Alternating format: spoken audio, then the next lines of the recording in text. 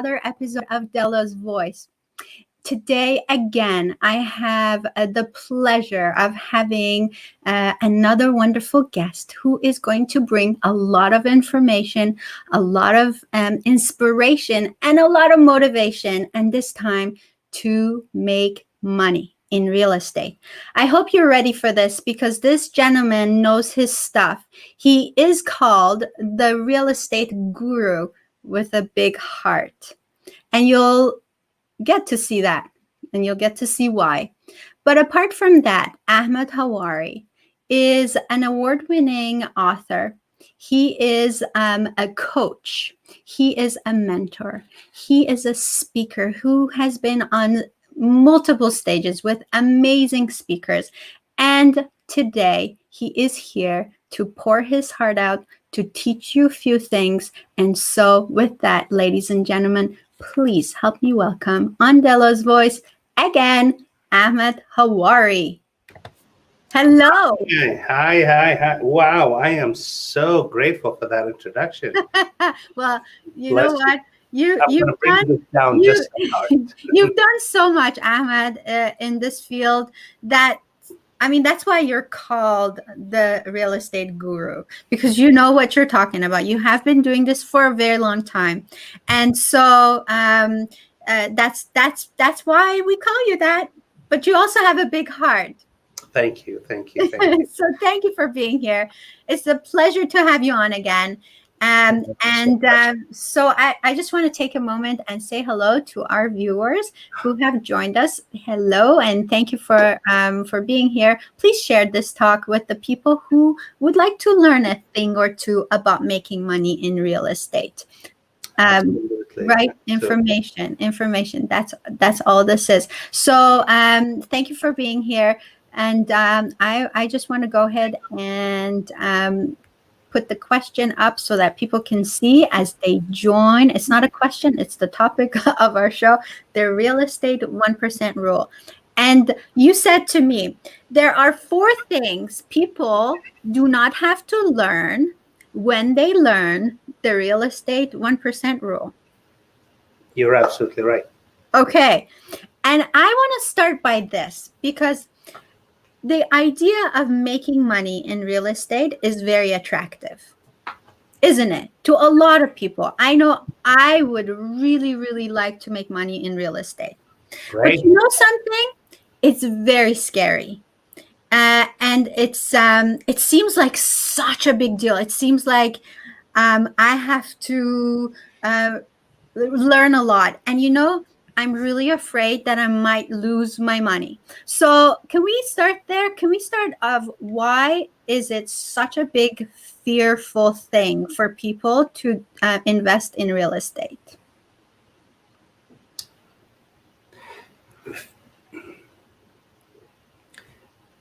The fear itself is not so much that they don't want to do real estate. The question is, are they feeling the confidence that they may have to get into a field where they can create passive income, make money at the same time? So what most people look at real estate, they look at this mountainous of a huge task.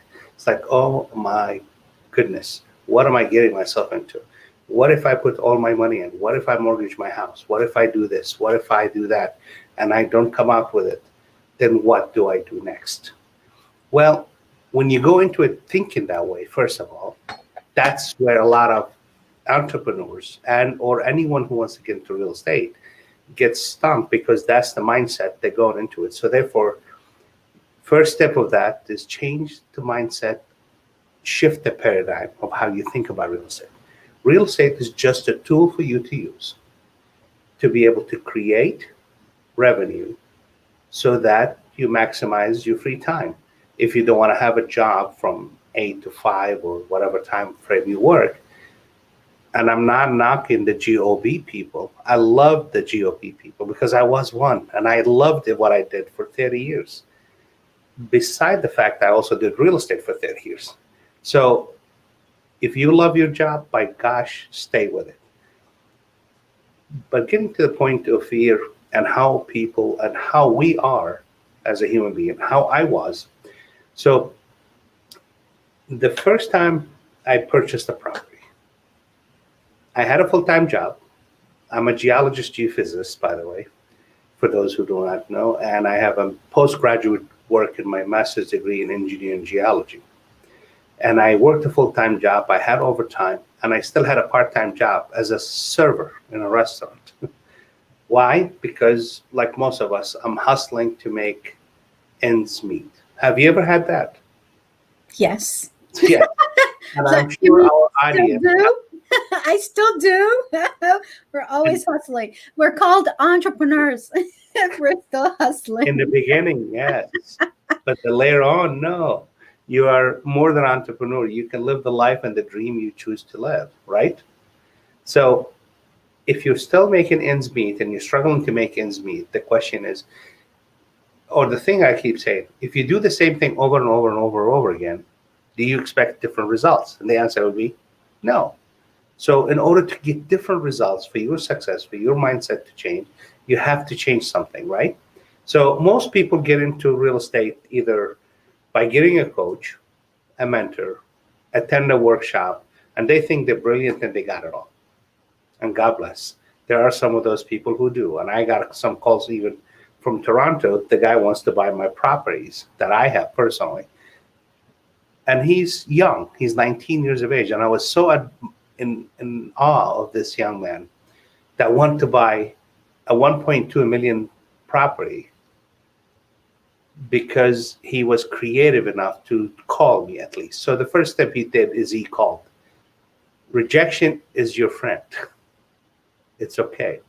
But the things that most of us entrepreneurs, so this gentleman, he was not in the mindset that he could handle something like this, but I admired his and applaud his effort. And I gave him a few tips on how to improve himself to even get to the point where he can get a 1.2 million property. Now, shifting back to the people, anyone that wants to get into real estate. When I got into real estate, the first property I purchased after I was working 2 jobs was the place I lived in. So, ready? I was renting an apartment in a duplex, up and down. My apartment, I paid $800 a month. How much? $800. A month.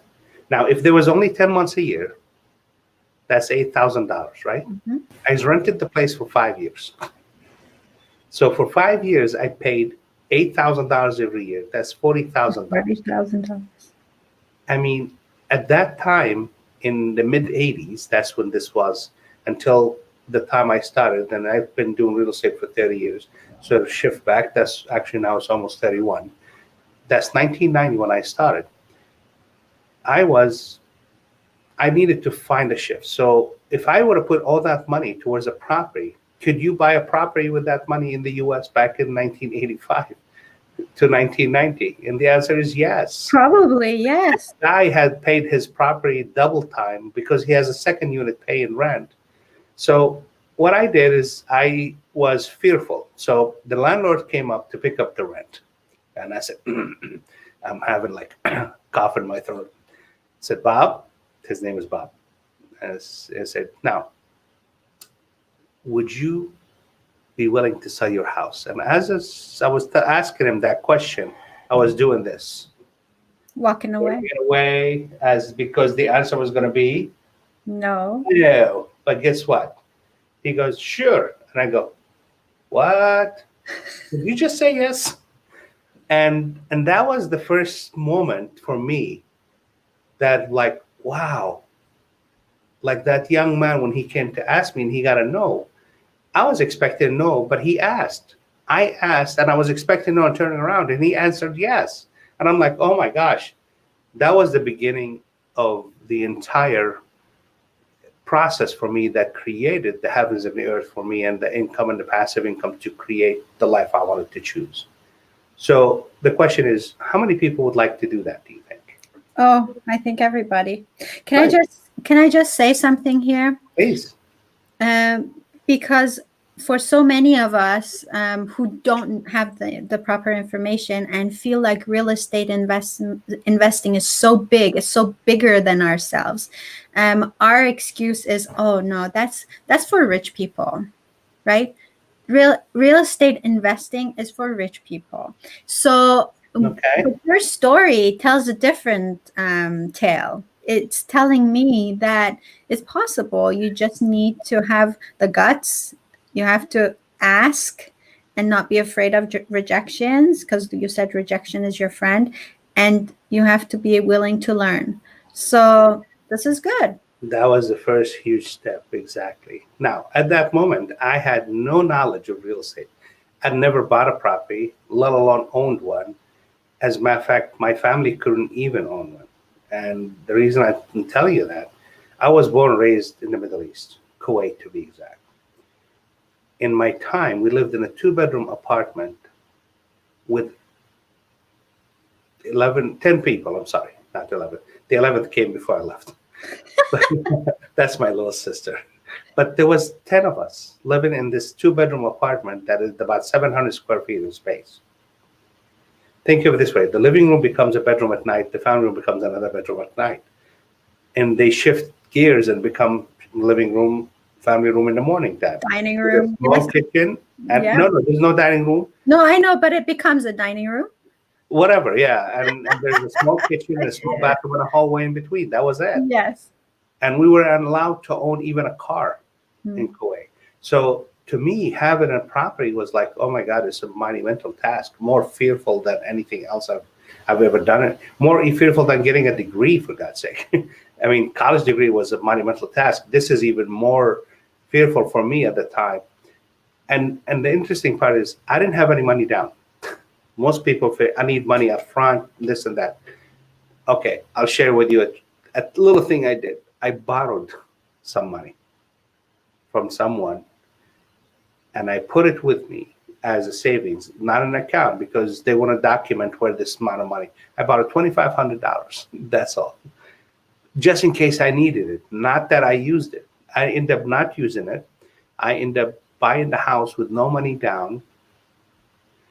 The house needed inspection that has to meet approval before I could close on it, but I didn't have the money. So what do you think I did? Well, you asked the landlord. That's a good answer.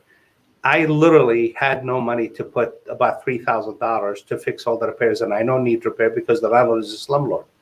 But when I brought out the subject, first of all, that he needs to fix all these repairs, I saw the house go, bye, bye, Miss American Pie. I mean, literally, it was fleeing away from my ribs.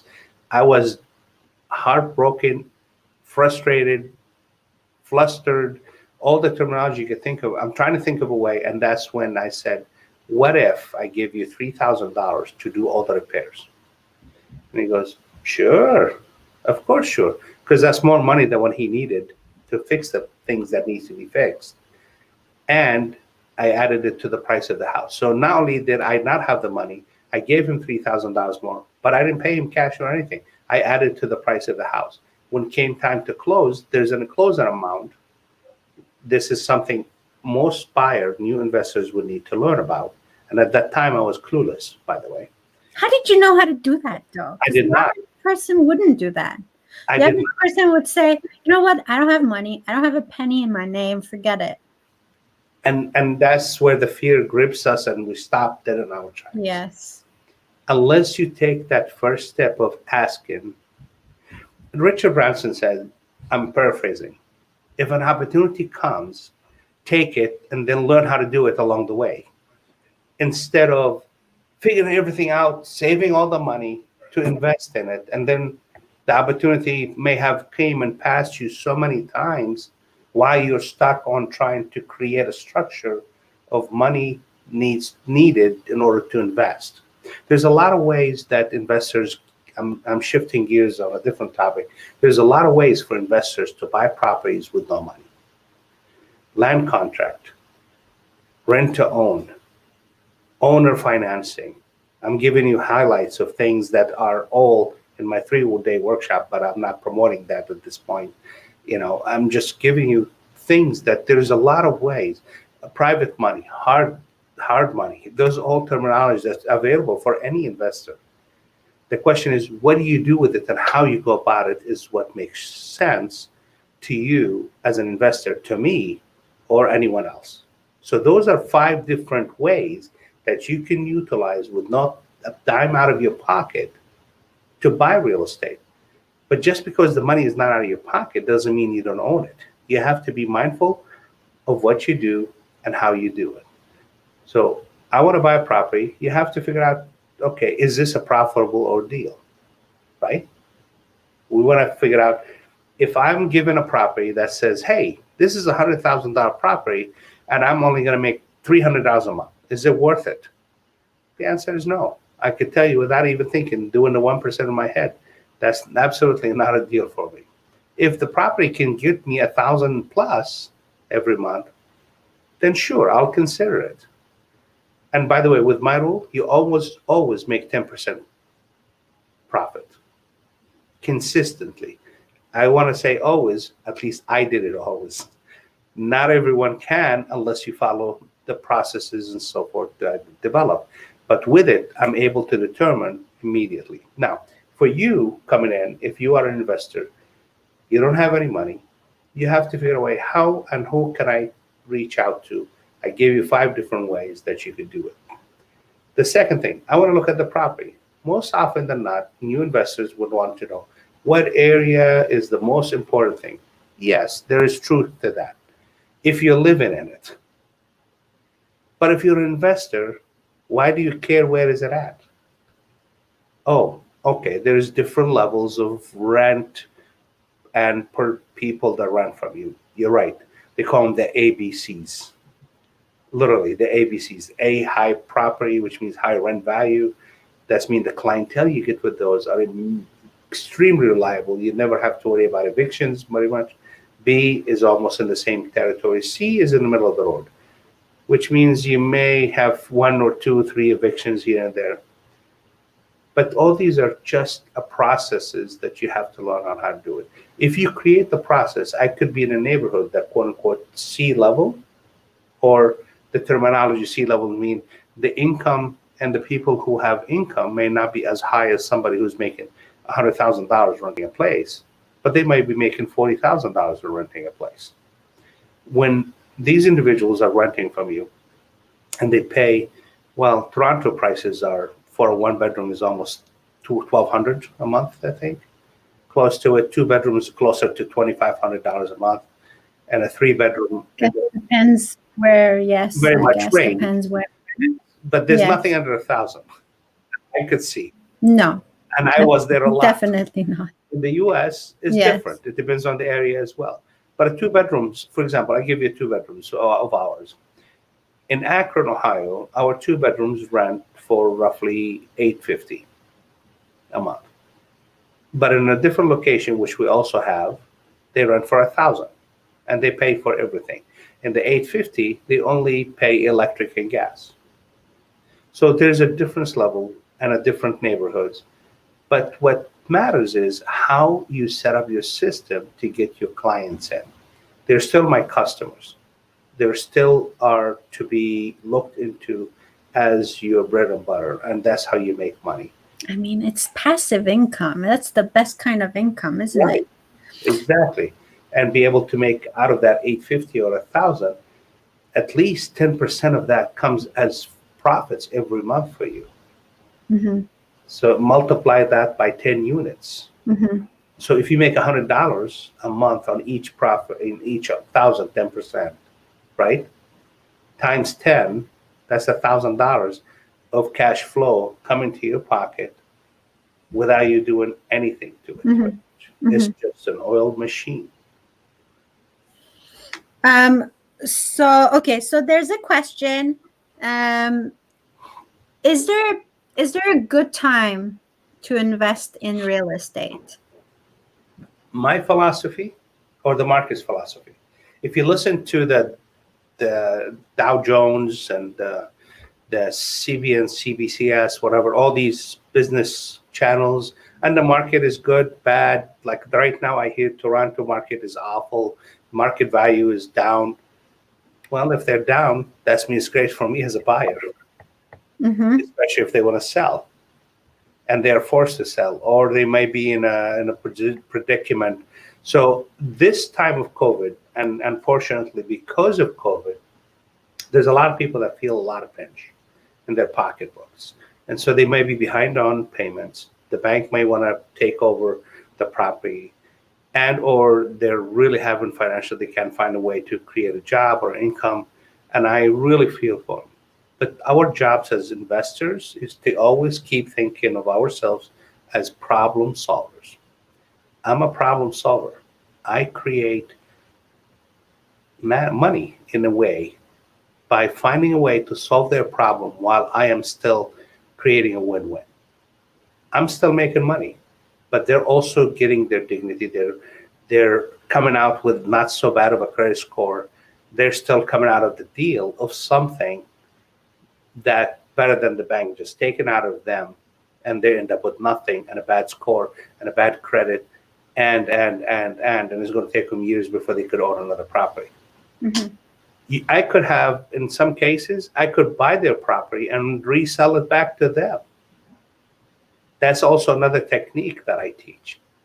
Imagine if the person is in trouble financially and they really don't want to leave their home, but you happen to find a solution to their problem. And there's a lot of ways you could find a solution: assumption of loans, mortgages. There's a lot of techniques that I teach. You end up taking the loan and then repackage it and reselling it back to the same owner that you bought it from. And I still make money. And that's a different technique than passive income, by the way. But it's still creating income, but not the rental way. So if we could touch a little bit more on that, if you like, or we yes, could, let's do that. But I want to make sure we say hi to people who are watching. Oh, yeah. Amit Ambegankar, he's saying hello. He says, hello, amazing people, Ahmed and Dela. Hello, amazing Amit. Frida is watching. Michael, hello. Hello. Steve is watching. Michelle, Maureen, thank you so much. These are whom I see. I don't see other people who are watching on other pages. But thank you everybody for joining us today. Yes, Ahmed. I'm grateful for them being here. And for those people who are watching, I have a really, really amazing gift for each one of you. Oh, that's very nice. Should we wait till the end of the show? Because okay, you twisted my arm. Yes, I think so. I think you should. We should give the giveaway at the end of the show, because that's more for people who stick around and they watch the whole show. I feel like that's deserving. It will be deserving, and it's huge. It really is. Thank you. Yes, it's very generous. And it's a simple thing. Is actually, I'm offering just a chapter of my book. That's all. But for those who stick to the end, they're going to get more. Awesome. So, a chapter in your book, The Real Estate 1% Rule, they get one chapter if you just go to the website, Aim for Success 2020.com. There we go. That's the website scrolling right now. 2020. They get the chapter. But if they stay until the end and they log in, they're going to get a huge present from me. Beyond that. So I don't mind giving the chapter to anyone, whether they stay or go. But if you stay until the end, you'll hear what it is. And I promise you, it will be worth your time. Okay. So I want to invite the viewers to pose any real estate related questions to Ahmed, because he is an expert in this subject. He has been investing in real estate for the past 30 years, and he's very successful at it. He's the author of the book, The Real Estate 1% Rule, which has won awards. And Ahmed, so how many properties have you had, like the most amount of properties at one point? Shoot. Okay. That's a good question. Who's counting? We have owned versus managed. We have owned it and then sold it. So we have multiple programs by now. Obviously, I'm not a starting real estate investor. So at this point in time, for example, for me, under my control, because I'm traveling a lot and I'm doing things in management company, we only doing 11. However, we also have about, is it 65 or 80 properties that we're managing another area with my partner. And I have joint ventures created throughout. So there's multiple locations. I cannot tell you the number, actually, probably close to 100 at one point Ooh. that we Oh, were. so that would make you definitely a successful real estate investor. And I want to reiterate that you are not a real estate agent. Let's get this clear.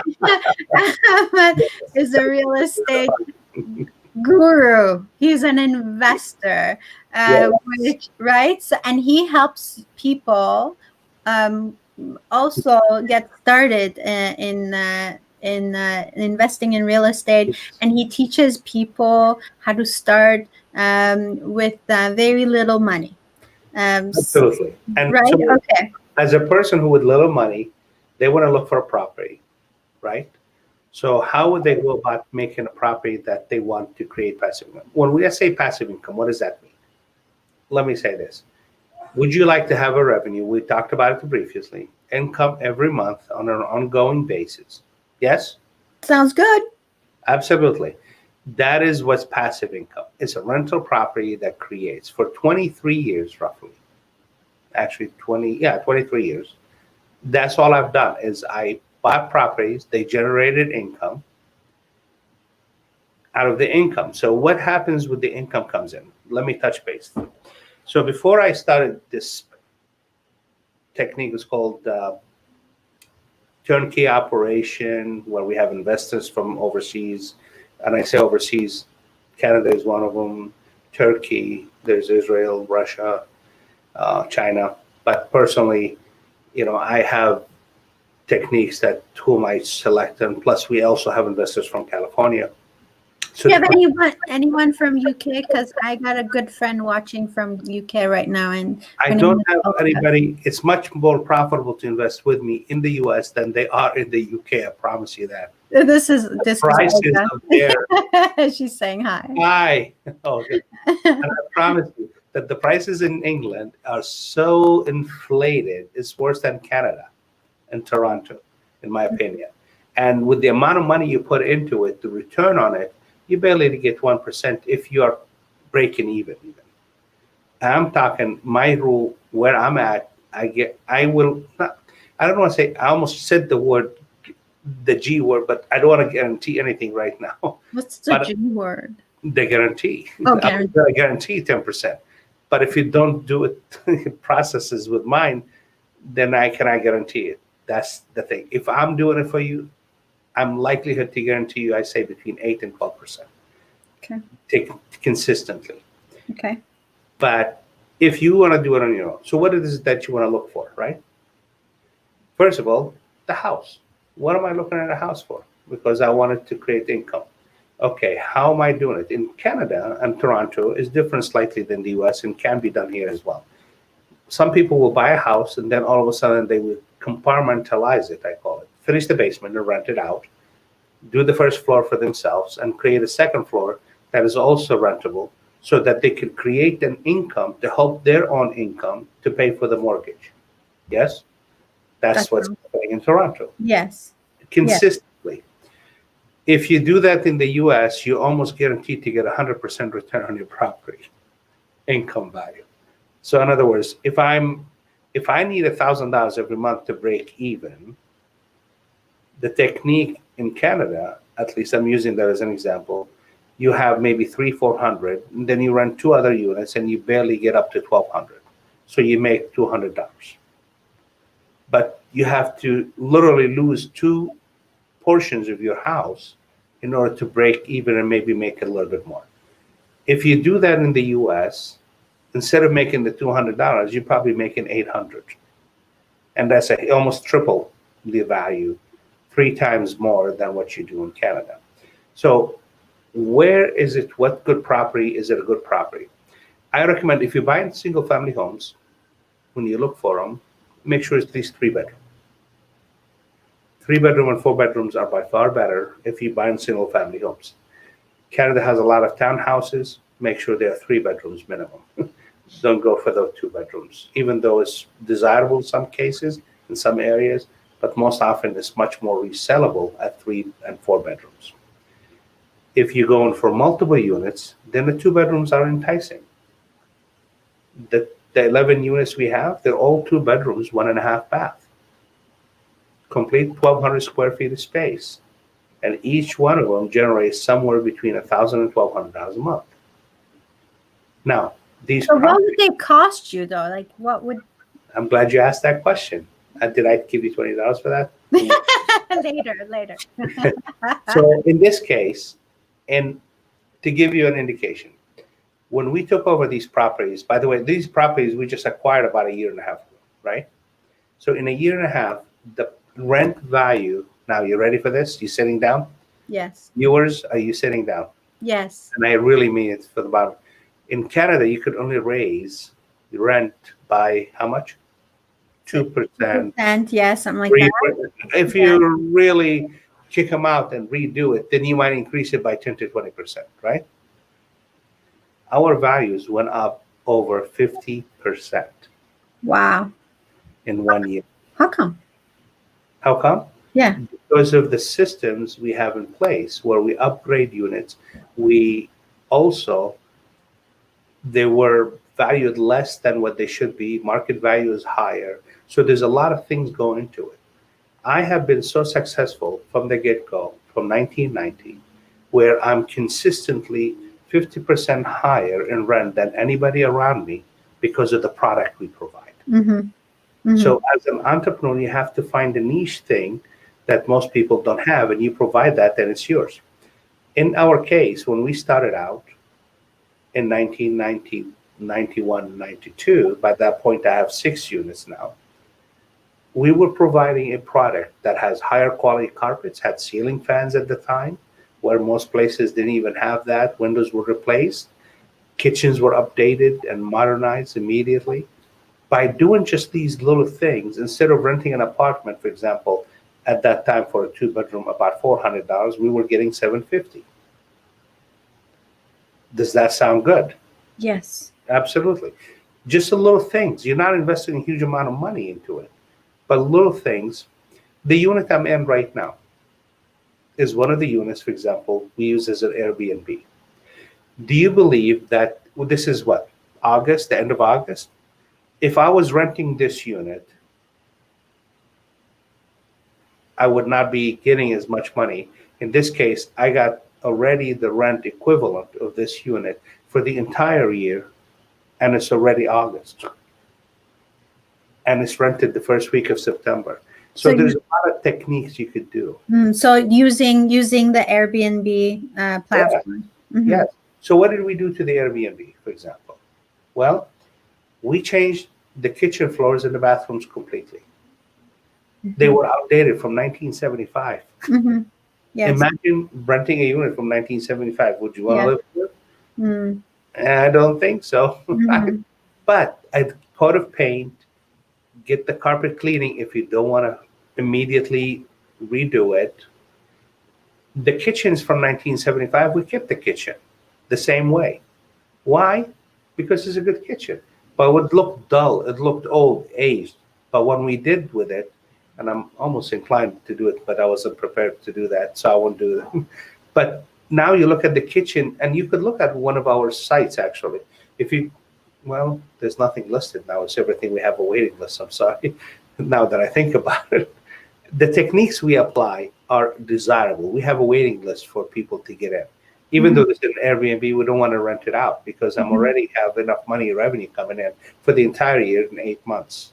Yes. I mean, that's with profit, of course. That's really good. So those are the techniques that you'll be able to learn from me when I teach you these things. Again, you look for the price. You look for how much. So you're talking about the cost. Let's go back. You asked me the question. I want to make sure our viewer get that. When people calculate the mortgage, how much money am I coming in, right? You got to look at it this way. How much is your mortgage every month? Plus, what if you don't have somebody to rent the place? We have a waiting list. But what if you don't have a month that you lost revenue there?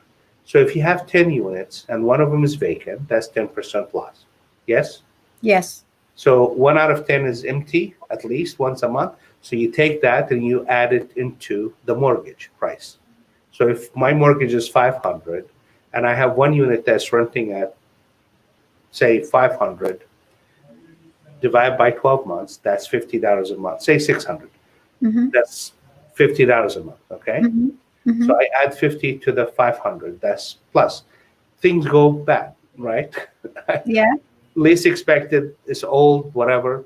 Just recently, this year, we replaced three ACs, air conditioning units, two hot water tanks. These things happen.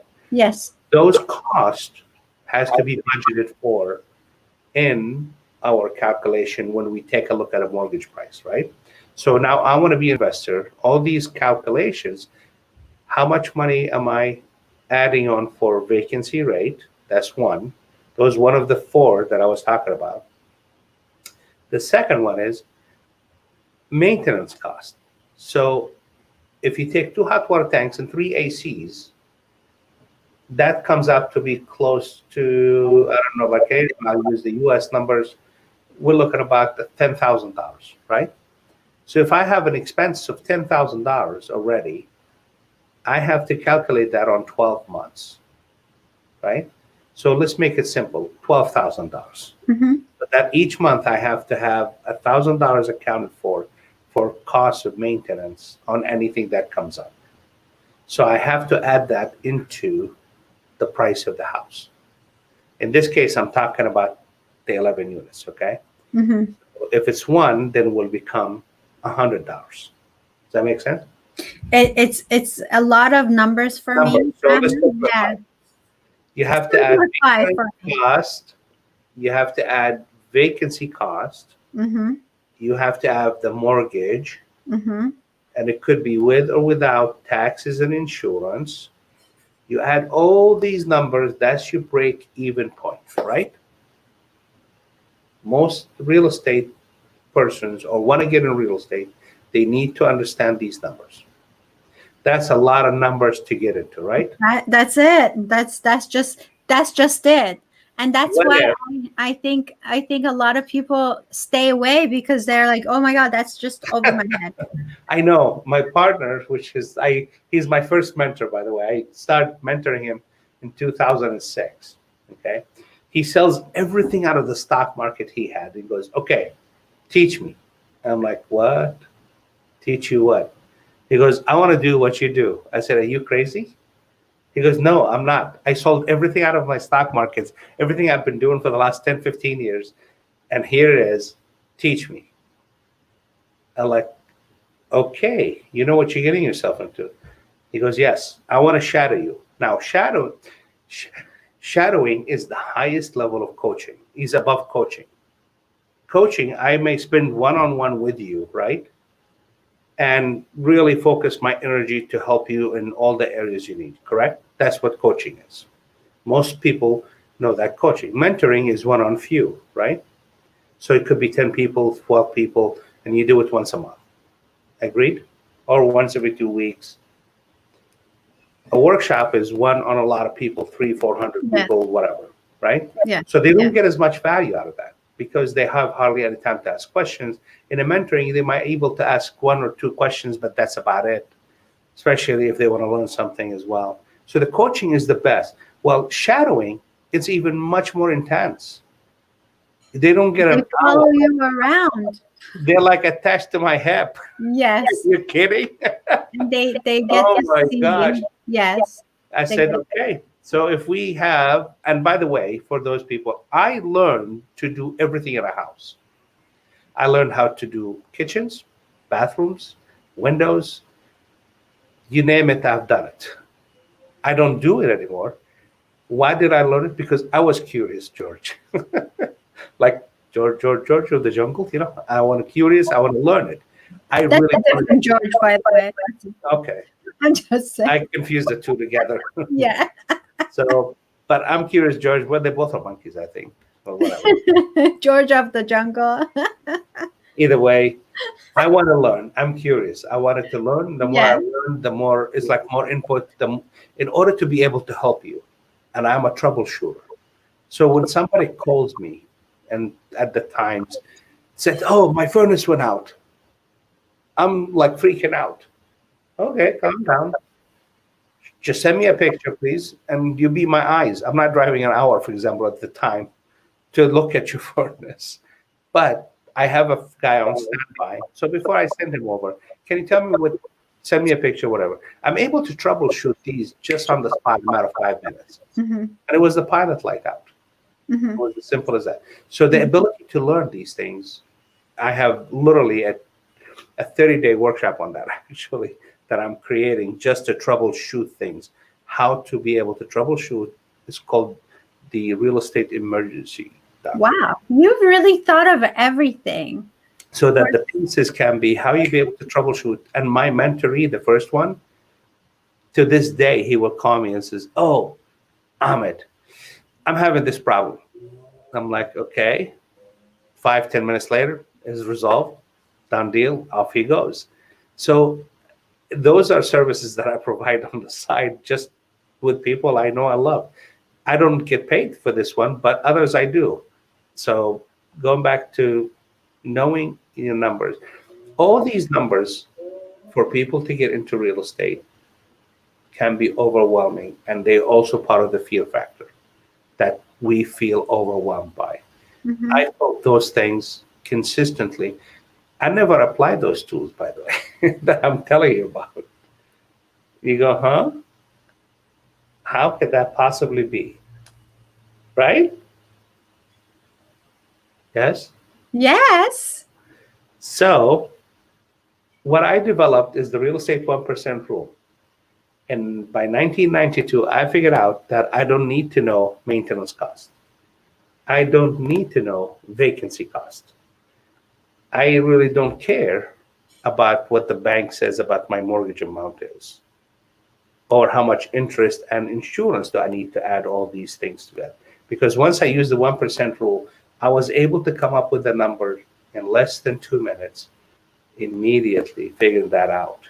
Or how much repairs or upgrade I need to add to the property in order to bring the value up. If there is market value added in, appreciation is called.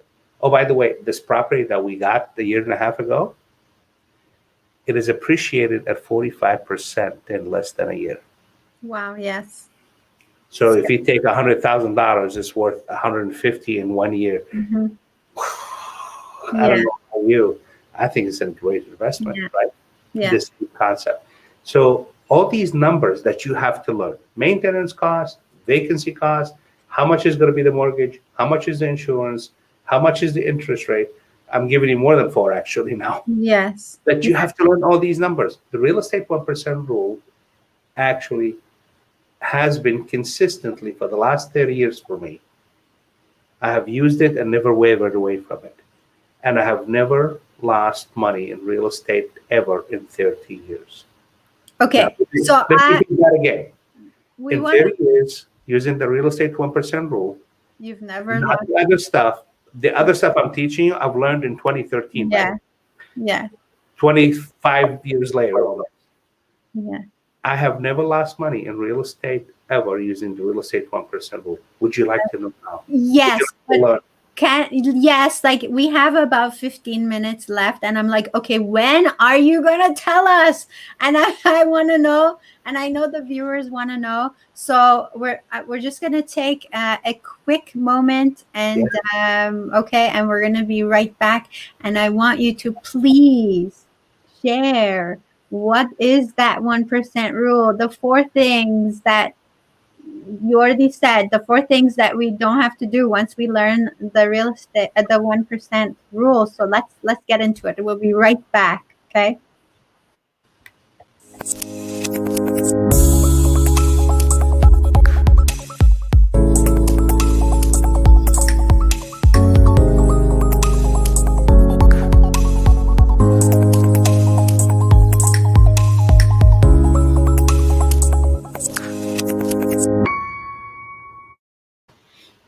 And we're back. Okay. I love that, by the way.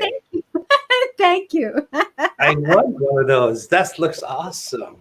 Thank you. I'm like, oh my gosh, that looks awesome.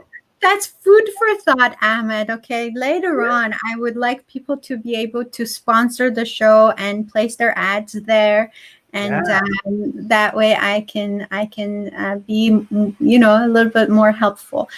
So, anyways, the Yeah, one I want to say percent. something. Before we get to that, I really want to commend you on your show, by the Thank, way, and I'm grateful that you have me on.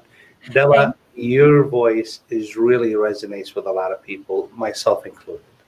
And I your story and what you've done this far, I am truly, truly blessed to be on your show, and I thank, thank you for that.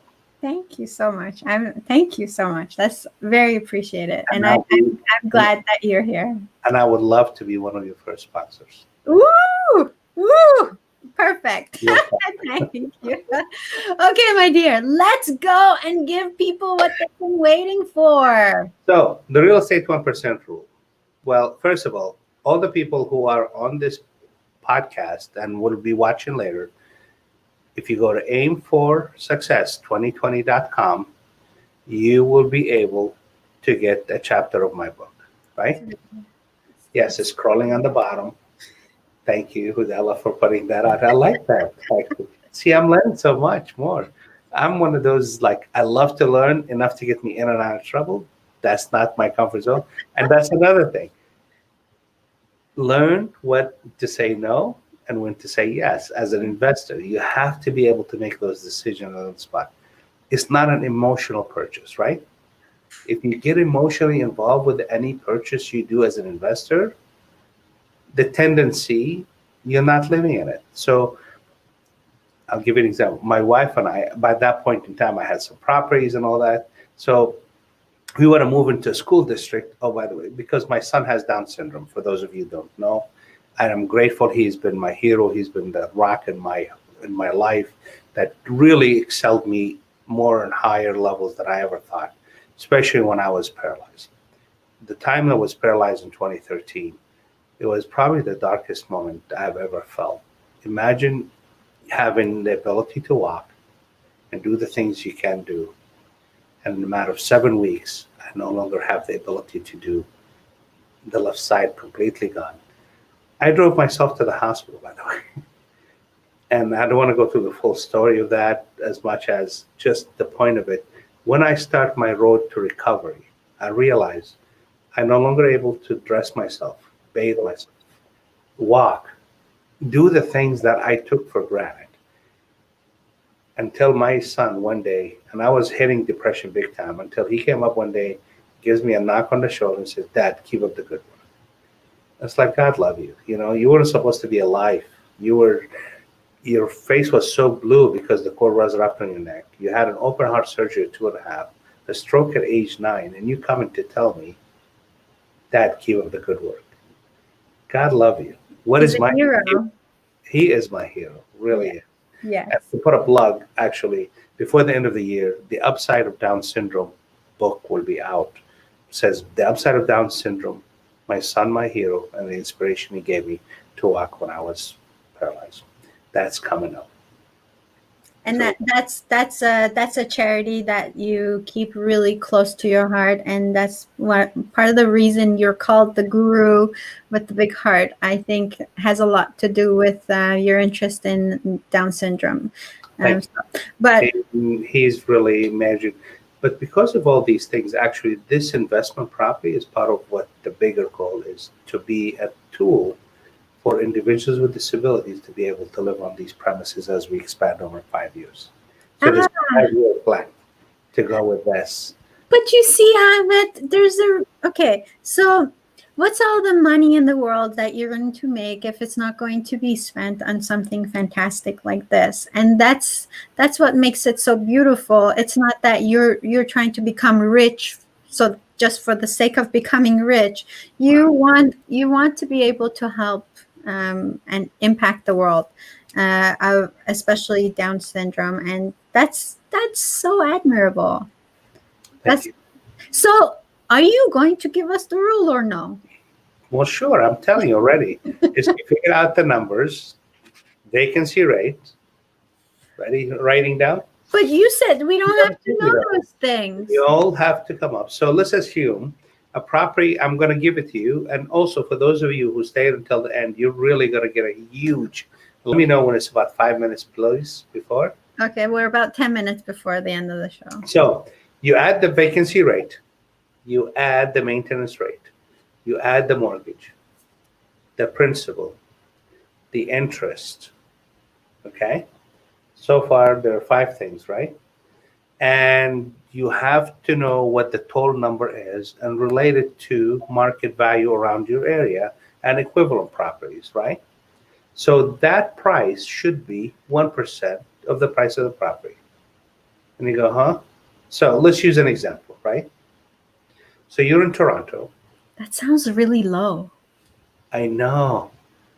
But if you don't get it in that range, then you might not make money. You might make less money than 10%. So that's what the 10% comes in. So let's say $100,000. Now, one question I was asked consistently, does that work in Toronto? Not Yeah. consistently. Outside Toronto, it may. And I have explored that option. Like within an hour to 2 hour drive, sure, you can get that ratio to be accurately representative of that. But the reason for that is this. I have never interfered with that rule, meaning if I'm not able to buy a property where I am not only making the amount necessary to break even plus 10% profit, I don't buy it. And you go, huh? Can you see that? Yes. It's like, what? Question mark. It's like, how could that be? What do you mean? But it's a good property. There's appreciation. Yes, there is. Torontoans or Torontians, I'm not sure how do you say it. Torontonians, thank you for correcting me, are always buying properties, investment properties at a loss, in my opinion. This is my rule, right? That this is the thing I live by. But in their defense, what they have done is this. Appreciation of the property was going so much higher that they say, okay, it's increasing in value by 20, 30% every year. Over 3 years, I'm doubling my money. I could lose money for the first 2 years because the net result, I'm making more. Is that making sense? So let's take numbers. $100,000 property in 3 years is worth 200 in Toronto, let's say. Now, every year I'm losing $20,000 because the numbers don't come close to what I need to put out to break even. So therefore, I take out of my own pocket and I put on top of the mortgage, the interest, and all these numbers total. What I'm bringing in rent is not enough to cover these expenses. Mm-hmm. So therefore, I'm taking out of my own work, my own paycheck, an X amount of dollars added to what the tenants pay in order to make the total number I need for the expenses, right? So assuming in this case, the cases I have studied in Toronto with individuals are bright and the values of properties are amazing, but they were losing money consistently for the first 2 years until they sell. By the time they sell the property, that's when they recover all their losses. And they make more. And they make a little bit more, the Gotcha. average of about 15%. Gotcha. That was the definite going on that I have consistently seen. So you're taking, it's like, you know, when you call hedge funds, you know what those are in the stock market? No, I heard about that today, but I yeah, you're betting money on something that is going to go in value in hopes that you make more money. Okay, so I'm not really good with all of this, but this I can see that is not a good deal right there. Spending all this headache, right? The trouble, the looking after tenants and all of that, just so you can sell at 15% profit in 2 years, that to me is not a very good deal. Is it? It depends on the person, what their desires state. And my rule, if I'm doing it, with all these expenses, I'm making 10% every year. Mm-hmm. So if you put $1,000 in a bank, is it going to get you $100 every year? No. No. The likelihood investments with me, for example, using my technique, you'll get somewhere between $8 on every, for 1,000, you'll get somewhere between 80 and 120 every year. So those are much better rates than then the bank will give you what, 1%, 2%, Something if like you're that. lucky. If Yeah. you're lucky, and you have to keep it with them for a couple of years, probably. Yeah. Long So the term. key is this: with the 1% rule, is a method that you will always, always, always have the numbers in front of you to choose. That will include all these different things. And by the way, one thing I did not add there is number 6, property management. So to answer your question, you're not going to manage anything. I'm not the one who's doing the day-to-day operation. But if Mhm. I do, I have some people working it, and they just consult with me, and I'm touching base because I am the owner of my business. One thing entrepreneurs fail to realize, which is another thing I teach, is to be the CEO of your company. Don't be the employee of your company. Yeah. Well, yeah, a lot of entrepreneurs create a job for themselves when they start There their own we business, go. right? Yeah, I Yeah. totally understand that. I wanna say hi to a person who's watching from all the Absolutely. way from Iran. He is Wow. he is one of my most committed viewers. His name is Ahmed Hawari, and he Well, says thank hi. you. Thank you. Thank you. Thank you. Love you too. um, Appreciate you watching, actually. And these so techniques, by the way, apply in any country. In any country. If the numbers meet, you make money. If the numbers don't meet, then you got to figure a way differently to make money. yes, yes. So, So can I say hi to some people, Ahmed? Before? absolutely, Okay. please. I love that. Tony, uh, Keel, Ahmed, we already said hi. Linda, Maureen, Michelle, Steve. Okay, I already said hi to those people. And Well, we say Sean. hi again. Well, Yeah. welcome them in. If they have any questions in the last few minutes, please bring them in. So I want to ask you a question. Please. Is your real estate 1% rule? Is it guaranteed? Listen, there's nothing guaranteed in life, not even our life itself. You never know when you pass or stay. But what's guaranteed is if you apply this rule consistently and follow my systems, you will consistently generate revenue, passive income that on the rate of 10% plus. Mhm. I don't want to brag and say what I've generated because that's will be boasting. We But like it. with humbleness, truly with humbleness, I could say I've generated more than 10% annually for the last 30 years. Mhm. And that's all you do. You're a real estate investor. And recently you've started coaching this program. But really, that's the bulk of your income. How you've supported your family and how you have become financially independent has been through real estate investments. And that's what makes you the guru. Thank you. And honestly, most people will tend to be connected with Jack Canfield, Bob Proctor of the world, Laurel Langmeyer, who wrote the forward for my book, actually, which I'm so thrilled and grateful for that. And I'm being at Jack Canfield's invited to his home to be in his home. It's like what a humbling experience. Most people will pay to go there. And that's not the case for me. The second part is I didn't meet these great people who I've learned a lot from them in such a short time frame before I started my business.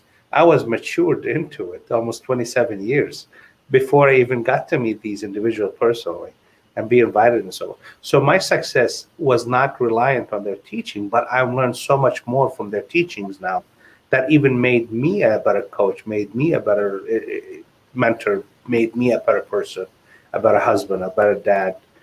It just overall a better person, honestly. I mean, just being around such amazing high vibration, I am grateful for their presence in my life. Raymond Aaron, who is my coach, and honestly, I met with Robert J. Moore as well. He's a great guy.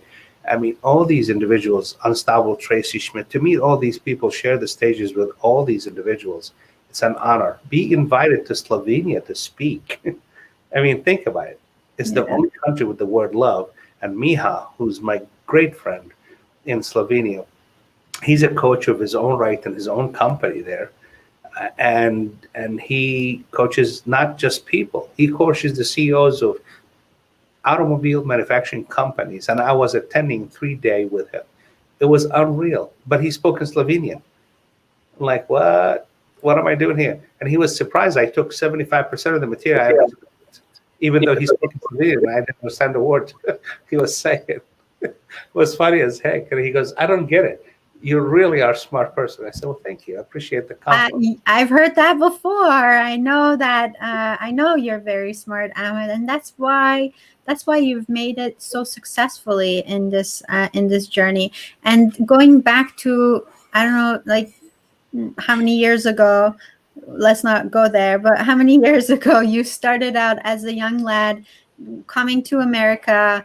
I mean, what kind of a vision did you have for yourself? What were you seeing for your life? I appreciate you asking me that quick question. The 15th of August, 14th of August was my 41 years in the US. Wow. And it was such humbling. And because the day after that, which is the 15th, is my son's birthday, it was like always gratifying to me. It's almost a soil. But when I came, I wanted to be an engineer. I couldn't be a doctor, a heart surgeon when I grew up. That's what I wanted. But of course, not every dream comes true. That's true. But it did come true later on. I played a doctor as an interpreter for a hospital, and the first week I was there, I wanted to be a heart surgeon, right? So what am I doing? I'm interpreting in a heart procedure in the first week I worked there. It's like, oh my gosh, my dreams is fulfilled. Thank you. God, it was amazing. So dreams can come true, even if you didn't get the degree, is my statement there. So I became a geologist and I loved it. But while I'm there, I rented my first room, that quickly story. And I had a big picture window. There's a lot of lights coming in. And I think I saw something run across the room. I swear it was just like the flash. And the question is, do I want to get out of bed to see what it is or not? This is 1980, by the way. That's 40 years ago. Now, I finally turned the light on, and what do I see is a big rat. Not a small one, a big one. Most people go, ew, that's exactly the impression. Well, I'm kind of used to rats in Kuwait at the time when I come from. They were like, they have citizenship, we called it. It's a joke, versus cats. They're afraid of the cat. I mean, the cats are afraid of the rats at the time. But going back to the point, I don't know, get the subject. I don't know why do I get into there. So when I looked at the rat, instead of saying, oh, disgusted, whatever, the thing that came out of my mouth is, that would never happen in my properties. Now, I didn't realize that statement come out of me at the time until much, much later. When I said that, that became manifestation for me to get into real estate.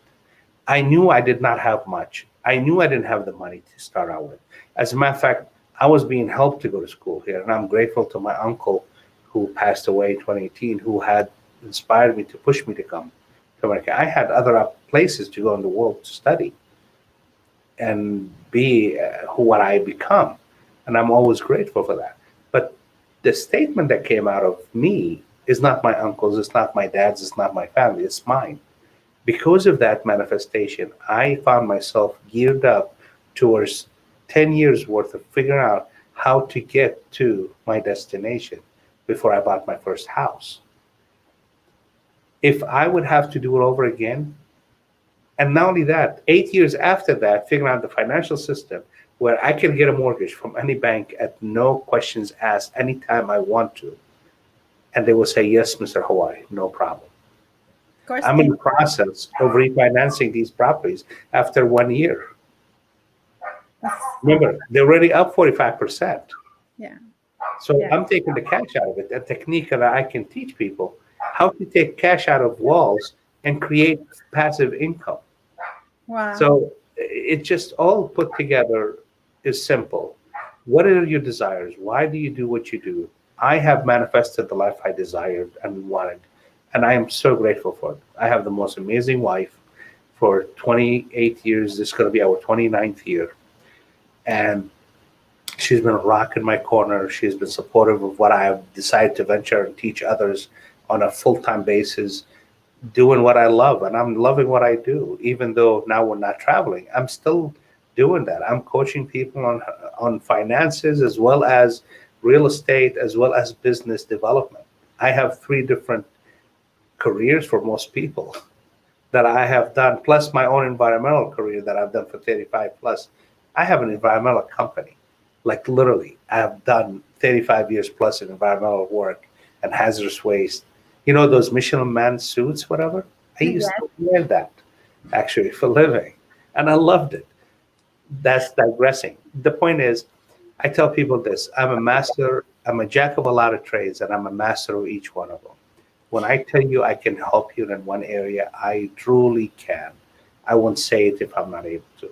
So, for those of you who want to know more and learn more, if you log in and put your information to get the chapter, I want to give you a huge gift from me and from my heart. You're going to get the entire ebook of the Real Estate 1% Rule, Create Passive Income and the Wealth You Desire. It will teach you things. It will show you some things. You might not be proficient at it. And that's where, if I may plug it in, I'm not trying to sell you anything, but that's where mentoring, coaching, workshop, but there's an added value. I mean, that's a huge value to get just the entire ebook, to read it at your leisure, figure out what I've done. And I go through one chapter completely about the real estate 1% rule. I'll give you an example on how to do calculations. And you're going to say, if it might not work in Toronto, that's probably may not. But think of it this way: it's not emotional transaction. It's a transformational to passive income for your life, for your family, for yourself, if that's what you want. If I've that's heard you say that before, and it's very powerful. There's a testimonial here. Do you want to see it? sure. Okay. Robert J. Moore. Ahmed is very knowledgeable with real estate. He knows different ways of navigating through the system. I have known him for years. Wow. Thank you, Robin. This is a You are great amazing. I'm always grateful to know you and be around you. You have an amazing story of yourself that I'm always humbled by, and I'm grateful for those nice words. Thank you. This community is just the best. I mean, we have the most amazing people Thank you. in our circle.